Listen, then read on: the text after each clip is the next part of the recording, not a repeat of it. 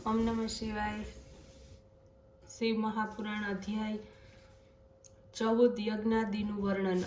ઋષિઓએ કહ્યું, હે મહર્ષિ, અગ્નિ યજ્ઞ, દેવ યજ્ઞ, બ્રહ્મ યજ્ઞ, ગુરુ પૂજા તથા બ્રહ્મા તૃપ્તિને પ્રેમપૂર્વક અમને સંભળાવો। સુતજીએ કહ્યું, અગ્નિમાં હોમ કરવામાં આવે છે તે દ્રવ્ય યજ્ઞ કહે છે કે યજ્ઞ યજ્ઞ કહે છે। હે બ્રાહ્મણો, આ યજ્ઞ અનેક પ્રકારનો હોય છે। સૌથી પહેલો, જેમાં અગ્નિમાં સમિધાઓને હોમવામાં આવે છે। બીજો, બ્રહ્મચર્ય યજ્ઞ। બ્રહ્મચારીએ વિવાહ ન થાય ત્યાં સુધી આ યજ્ઞ કરવાનો છે। વિવાહ થયા પછી તેણે 2 સમયે આ યજ્ઞ કરવો। જે મહાપુરુષોએ પોતાના આત્મામાં જ અગ્નિનું આરોપણ કર્યું હોય અને વનવાસી હોય તેવા પતિઓ માટે તો થોડું અને પવિત્ર અન્ન જમવું એ જ અગ્નિહોમ છે। વિવાહના સમયથી અગ્નિનું અનુસંધાન રાખવું, તેને સુરક્ષિત રાખવો, તેને કુંડ અથવા ઠીબમાં રાખવો, તેને રાજાના ભયથી કે રાક્ષસના ભયને કારણે સમિધાઓમાંથી ઢાંકી રાખવો। આ 3ના ભયના લીધે અગ્નિનું સમાનપણું કહ્યું છે। બ્રાહ્મણ દ્વારા આપવામાં આવેલી આહુતિ સંપત્તિને આપનારી થાય છે। પ્રાતઃકાળે આપવામાં આવેલી આહુતિ આયુષ્યને આપનારી થાય છે। દિવસે ઇન્દ્રાદિ દેવતાઓને ઉદ્દેશીને આપવામાં આવેલી આહુતિ તે દેવયજ્ઞ છે। બ્રાહ્મણ દેવતાઓની તૃપ્તિને માટે એકવાર યજ્ઞ કરે, બાકીના સમયે વેદાધ્યયન કરે। હે બ્રાહ્મણો, હવે એક આદર્શ સાંભળો। સર્વપ્રથમવાર કરુણાકર મહાદેવ શિવે સર્વલોકના ઉપકાર માટે આરોગ્યદાયક રવિવારને બનાવ્યો અને પછી સપ્તાહના બાકીના 6 દિવસોને એમણે ગુણો પ્રમાણેની રચના કરી।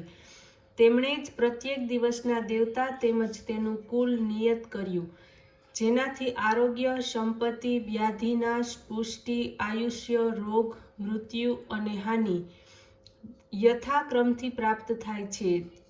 જે તે દેવતાના વારમાં જે તે દેવતાની પૂજાનું વિધાન તેમણે નિર્માણ કર્યું તેને દેવોના વાર તે દેવની પ્રીતિ કરવાવાળા દેવોની પૂજાના ફળ આપનારા પણ શિવ જ છે। દેવોની પ્રીતિને માટે 5 પ્રકારની પૂજા કહેવામાં આવી છે, જેમ કે મંત્ર, જપ, હોમ, દાન અને તપ। નેત્ર શિરોરોગ તથા કોઢની શાંતિ આપે છે। આદિત્યની પૂજા કરી બ્રાહ્મણોને ભોજન કરાવવું। 3 દિવસ, 3 મહિના, 3 વર્ષ અથવા તેનાથી પણ વધારે વર્ષ સુધી પૂજા કરવી। પ્રારબ્ધ પ્રબળ હશે તો જ્વરાદિ રોગનો નાશ થશે।